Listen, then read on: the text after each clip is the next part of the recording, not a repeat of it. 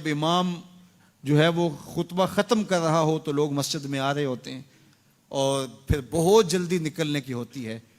امام کے منبر پر بیٹھنے سے قبل مسجد میں آنے کا رجحان پیدا کرنا چاہیے. فرمایا گیا کہ جو شخص جمعۃ المبارک میں سب سے پہلے آتا ہے اس کو ایک اونٹ ذبح کرنے کا ثواب نصیب ہوتا ہے. جو اس کے بعد آتا ہے اس کو ایک گائے ذبح کرنے کا، پھر ایک بکری، اور جب امام منبر پہ بیٹھ جاتا ہے پھر رفع الکلام کلمے اٹھا لی جاتی ہیں. پھر اس کے بعد عام جو ثواب ہے وہی مرتب ہوتا ہے. وہ جو خاص ثواب ہے اولیت کا وہ پھر اٹھا لیا جاتا ہے.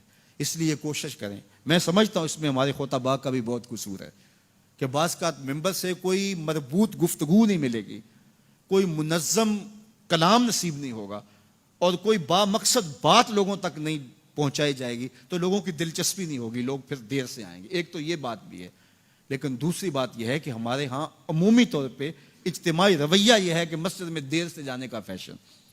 تو اس فیشن پہ نہ چلے، بلکہ امام اور خطیب کے منبر پر بیٹھنے سے قبل جتنا وقت گزرے گا آ کے بیٹھ کے تلاوت کرتے رہیں، ذکر و فکر میں مشغول رہیں. جتنی دیر آپ کو انتظار کرنا پڑے یہ آپ کے لیے خیر و برکت کا ذریعہ ہے. اور پھر آئیں اور پوری گفتگو سنیں اور اس گفتگو کا یقیناً نتیجہ آپ کی زندگی میں مرتب ہوگا. اور اگر آپ سمجھتے ہیں کہ میں بہت زیادہ مصروف ہوں اور کوئی آپ کو کام ہے تو شریعت نے آپ کو اجازت دی ہے کہ آپ لیٹ بھی آ سکتے ہیں. لیکن اذا نودی للصلاۃ من یوم الجمعۃ فاسعوا الی ذکر اللہ وذروا البیع، وہ حکم دیا گیا جب جمعے کی اذان پکاری جائے تو اس کے بعد پھر آپ کاروبار نہیں کر سکتے، پھر کاروبار کرنا حرام ہو جاتا ہے آپ کے اوپر. وذروا البیع، پھر خرید و فروخت چھوڑ دو، پھر تم چل پڑو اللہ کے ذکر کی طرف. پھر تمہارے اوپر لازم ہے کہ تم ذکر کی طرف چل پڑو. تو اس لیے اس سہولت سے ہمیں فائدہ حاصل کرنا چاہیے کہ اگر ہم خطبہ پہلا چھوڑتے ہیں اور دوسری اذان یہ اذان ہے جس کے بعد کاروبار کرنا حرام ہے، اذان ثانی ہے، یہ سہولت کے لیے پہلا وقت اجمیوں کے لیے ہے تاکہ جو ہے وہ اردو میں یا اپنی زبان میں اجمی زبان میں بھی کچھ کلام سن سکیں. تو اس لیے ہمیں یہ سہولت دی گئی ہے، وہ بہت ضروری کام ہو. تو دین سیکھنے کا یہ کتنا خوبصورت موقع ہے.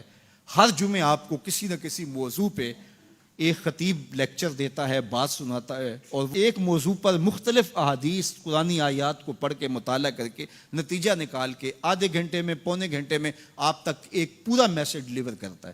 تو اس لیے اس کو بھرپور حاصل کرنے کے لیے اور اپنی نسلوں کو دین سے جوڑنے کے لیے یہ اسلام آج بھی بہت سارے مشقتیں اور بہت ساری سازشوں کے باوجود یہ قائم ہے، اس لیے کہ اس نے خوبصورت ہمیں نظم دیا ہے. محلے کی سطح پہ 5 گانا نماز ہے، علاقے کی سطح پہ جمعہ ہے، سالانہ شہر کی سطح پر 2 عید کے اجتماع ہیں اور عالمی سطح پہ حج کا اجتماع ہے.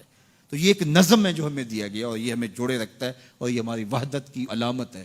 اللہ تعالی ہمیں 5 گانا نماز کی توفیق عطا فرمائے اور اہتمام کے ساتھ نماز جمعہ کی توفیق عطا.